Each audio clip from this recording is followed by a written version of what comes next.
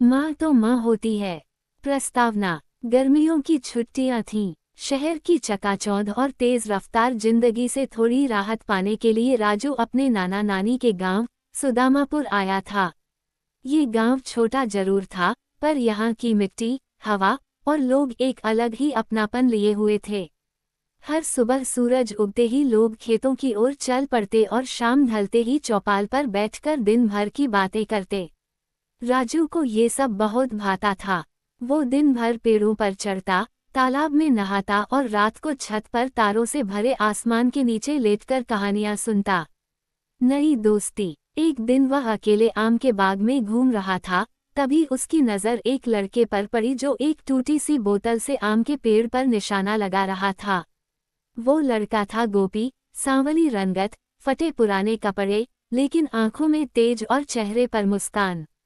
राजू ने पास जाकर पूछा, क्या मैं भी खेल सकता हूँ?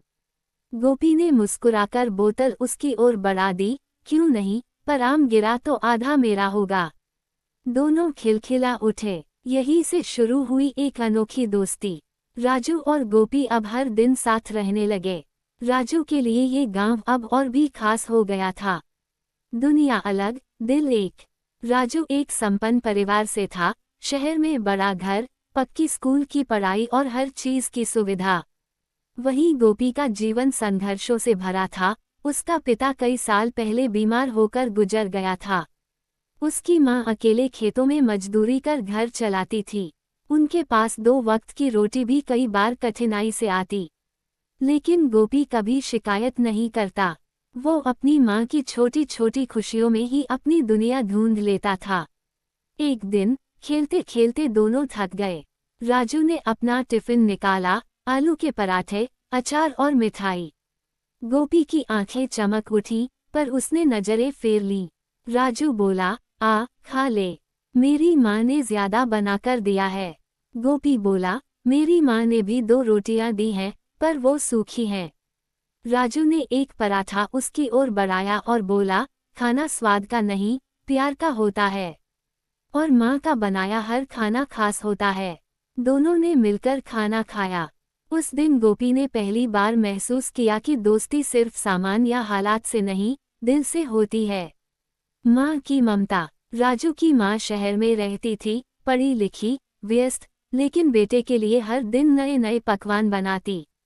वहीं गोपी की माँ खेतों में दिन भर काम कर थकी हुई लौटती, फिर भी बेटे के लिए रोटियां सेंकती।